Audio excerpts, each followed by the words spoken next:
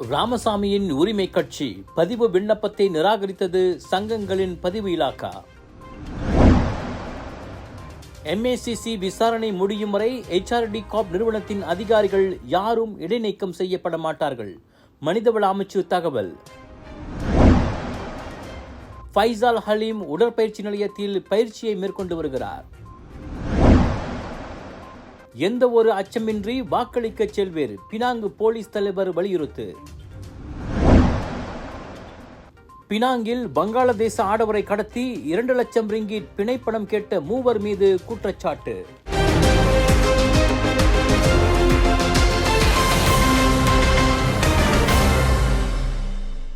Selangor காற்பந்து கிளப்பின் நட்சத்திர ஆட்டக்காரரான ஃபைசல் ஹலீம் கடந்த 2 நாட்களாக SFC பயிற்சி மையத்தில் தொடக்க கட்டமாக உடல் பயிற்சியை மேற்கொண்டு வருகிறார்.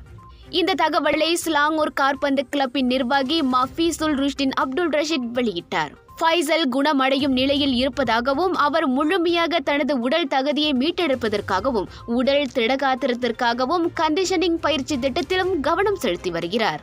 சிலாங்கூர் காற்பந்து கிளப்பின் மற்ற விளையாட்டாளர்களுடன் அவர் பயிற்சி களத்தில் இல்லை. காலில் காயமடைந்துள்ளதால் அதிலிருந்து மீண்டு வருவதிலும் அவர் கவனம் செலுத்தி வருகிறார். அதே வேளையில் காற்பந்து மைதானத்தில் அவ்வப்போது மெது ஓட்ட பயிற்சியிலும் அவர் ஈடுபட்டு வருகிறார். எரி திரவக தாக்குதல் நடத்தப்பட்ட பிறகு உடல் ரீதியிலும் மன ரீதியிலும் அவரை தயார்படுத்தி வருகிறோம்.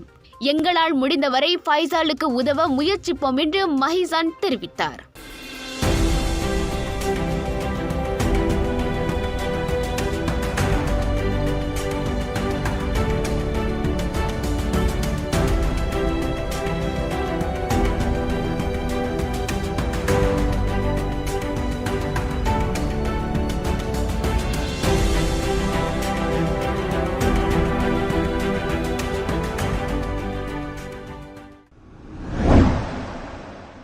நாளை நடைபெறவிருக்கும் சுங்கை பாக்கப் சட்டமன்ற தொகுதியில் பதிவு பெற்ற 39,279 வாக்காளர்களும் எந்தவொரு அச்சமும் கவலையும் இன்றி தங்களது ஜனநாயக கடமையை நிறைவேற்றும்படி பினாங்கு மாநில போலீஸ் தலைவர் டத்தோ ஹம்சா அஹமட் கேட்டுக்கொண்டார்.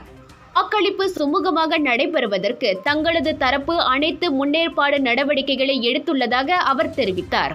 பொது ஒழுங்கை பராமரிப்பது, சீரான போக்குவரத்து மற்றும் வாக்கு சாவடி மையத்தை பாதுகாப்பது போன்ற நடவடிக்கைகளில் மொத்தம் 800 அதிகாரிகள் மற்றும் போலீசார் நாளை கடமையில் ஈடுபட உள்ளனர்.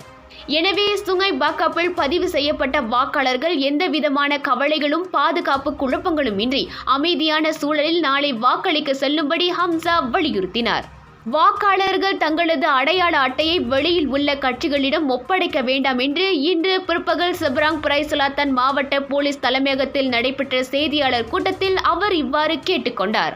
நாளை வாக்களிக்கும் நாள் முழுவதும் தேர்தல் சட்டங்கள் மற்றும் ஒழுங்கு முறைகளை கடைபிடிக்க வேண்டும் என போட்டியிடும் அரசியல் கட்சிகளுக்கு அவர் அறைகூவல் விடுத்தார். சுங்கை பாக்கப் இடைத்தேர்தலில் பக்கத்தான் ஹரப்பான் வேட்பாளர் டாக்டர் ஜோஹாரி அரிஃபினுக்கும் பரிகத்தான் நேஷனல் வேட்பாளர் அபிடின் இஸ்மாயிலுக்கும் நேரடி போட்டி ஏற்பட்டுள்ளது.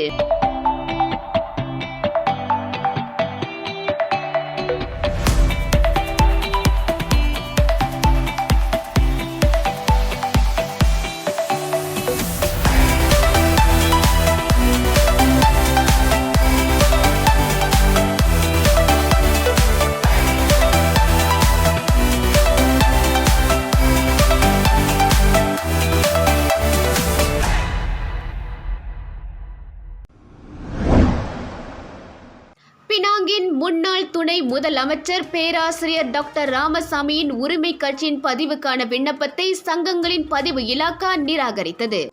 இது தொடர்பாக 30 நாட்களுக்குள் உள்துறை அமைச்சர் சைஃபுடின் நஸ்தியோன் இஸ்மாயிலிடம் முறையீடு செய்வதற்கு கட்சியின் சட்டக்குழு முன்னெடுத்து வருவதாக உரிமை குழுவின் இடைக்கால தலைமைத்துவத்தின் தலைவருமான ராமசாமி தெரிவித்தார். பிரதமர் டத்தோஸ்ரீ அன்வார் இப்ராஹிம் அரசாங்கம் தமது கட்சிக்கு எதிராக பழிவாங்கும் போக்கை கொண்டிருப்பதால் சங்கங்களின் பதிவு இலாக்காவின் முடிவு தமக்கு வியப்பை அளிக்கவில்லை என அவர் ஒரு அறிக்கையின் வாயிலாக தெரிவித்திருக்கிறார். கடந்த ஆண்டு நவம்பர் 3ஆம் தேதி செய்திருந்த உரிமை கட்சியின் விண்ணப்பத்திற்கு 8 மாதத்திற்கு பிறகு ஜூலை 6ஆம் தேதி சுங்கை பாக்கப் இடைத்தேர்தல் நடைபெறும் வேளையில் கட்சி பதிவை நிராகரிக்கும் முடிவை சங்கங்களின் பதிவகம் ஜூலை 4ஆம் தேதி அறிவித்திருக்கிறது என அவர் தெரிவித்தார். பக்கத்தான் ஹராப்பான் தலைமையிலான அரசாங்க கூட்டணி அண்மையில் நடைபெற்ற கொலகுபு பாரு இடைத்தேர்தலிலும் நாளை நடைபெறவிருக்கும் சுங்கை பகாப் சட்டமன்ற தொகுதி இடைத்தேர்தலிலும் எங்கள் கட்சி தலைவர்கள் ஆதரிக்கவில்லை என்பதால் இது ஆத்திரத்தின் வெளிப்பாடாக இருக்கலாம் என்றார். இந்நாட்டு பிரஜைகளின் அடிப்படை உரிமைக்கான சுதந்திரத்தை மதிக்க மறுத்துள்ள மடானி அரசாங்கத்தின் முடிவு குறித்து நாங்கள் வியப்படையவில்லை.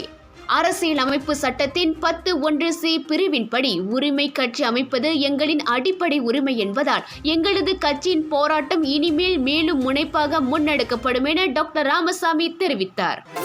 சொல்யூஷன்ஸ் வழங்கும் Share the Love சித்ஸ்ரீராம் படைக்கும் பிரம்மாண்ட இசை நிகழ்ச்சி ஜூலை 13ஆம் தேதி இரவு 7 மணிக்கு சிங்கப்பூர் எக்ஸ்போ ஹால் 7 நுழைவுச்சீட்டுகளை இப்போதே சிஸ்டிங்கில் பெற்றுக் கொள்ளுங்கள். ஆதரவாளர்கள் ராயல் செக்யூரிட்டி மற்றும் நான்ஸ்கின். HRD கார்ப் எனும் மனிதவள மேம்பாட்டுக் கழகத்தில் அடையாளம் காணப்பட்டுள்ள முறைகேடுகள் தொடர்பில் அங்கு பணிபுரியும் அதிகாரிகள் யாரையும் மனிதவள அமைச்சு இடைநீக்கம் செய்யாது. அவ்விவகாரம் தொடர்பில் மனிதவள அமைச்சு உள்விசாரணையை தொடங்கினால் மட்டுமே சம்பந்தப்பட்ட அதிகாரிகள் இடைநீக்கம் செய்யப்படுவார்கள் என அமைச்சின் தலைமை செயலாளர் கைருல் டிசாய்மி டாட் தெரிவித்தார். ஆனால் ஊழல் தடுப்பு ஆணையம் விசாரணை மேற்கொள்வதால் அதிகாரிகளை இடைநீக்கம் செய்ய வேண்டிய அவசியமில்லை என டிசாய்மி விளக்கினார். HRD கார்ப் தொடர்பில் தேசிய கணக்காய்வு குழுவும் தேசிய கணிக்கைத் துறையும் முன்வைத்துள்ள முறைகேடுகள் தொடர்பில் ஊழல் தடுப்பு ஆணையத்தில் புகார் செய்த பின்னர் டிசாய்மி செய்தியாளர்களிடம் பேசினார்.